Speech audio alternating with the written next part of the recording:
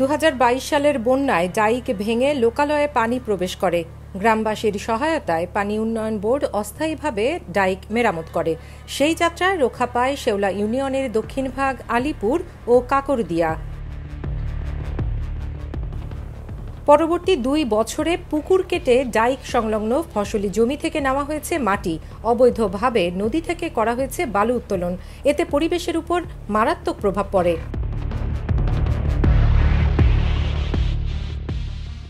গত 29 মে সিলেটের আরও 5টি উপজেলার সাথে বিয়ানীবাজারেও আঘাত হানে আকস্মিক বন্যা। 8 জুন থেকে পানি কিছুটা কমতে শুরু করলেও 6 জুন সিলেট নগরীসহ দ্বিতীয় দফায় বন্যায় প্লাবিত হয় 13টি উপজেলা।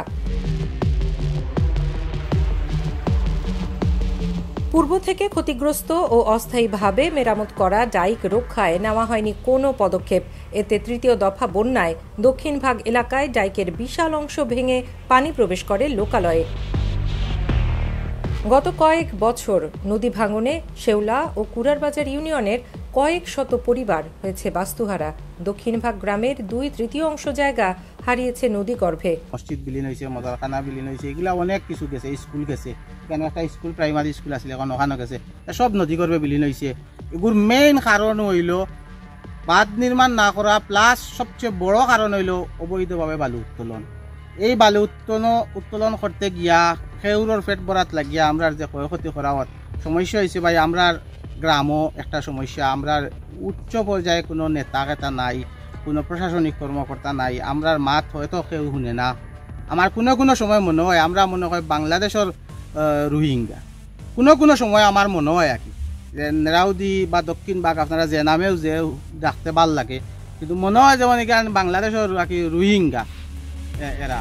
এরার মাত আসলে কেউ নিতে চায় না। বিয়ানীবাজার সিলেট আঞ্চলিক মহাসড়কের শেওলা ব্রিজ পর্যন্ত সড়কের উপর দিয়ে প্রবাহিত হচ্ছে নদী থেকে আসা পানির স্রোত। ঝুঁকি নিয়ে চলাচল করছে যানবাহন। উপজেলা জুড়ে 160 হেক্টর ফসলি জমি পানির নিচে তলিয়ে গেছে। এছাড়া ডাইক ভেঙে দক্ষিণ ভাগ ও আলীপুর গ্রামের কৃষকদের আউশ ধানের বীজতলা। দুই বান, এক বান দুই বান বসাত আমরা কাম করছি। আমারও প্রায় 41 দানোর আলি নিচে গিয়ে, আরও তো ডাইনবাউ যা আছে দেখানি এটা সারা নিচে হয়ে 2-3 গাঁৱৰ কাষত দিয়ে ইটা হিসাবর গুলি গেলে আলি সারাই উফাড়ি লইছেন। অন্তত পক্ষে 8-9 লক্ষ টাকার দান খালি বীজ দান গেছে। বীজের বস্তা এখন 1000 টাকা। 1000 টাকা বীজের বস্তা হইলে আমার 41 দানোর দাম হইল প্রায় 10,000 টাকা। আমরা গরিব হলে 10,000 টাকা আর একবার লইয়া আমরা আলি ফাড়ার সম্ভাবনা আছে। 2022 সালে সিলেটে স্মরণকালে ভয়াবহ বন্যার পর নদী ভাঙন ও ডাইক নির্মাণ সহ বন্যা মোকাবেলায় আগাম পদক্ষেপ নিতে ব্যর্থ হওয়ায় ক্ষতিগ্রস্ত মানুষের বিশাল একটা অংশ সাংসদ নুরুল ইসলাম নাহিদের উপর ক্ষিপ্ত।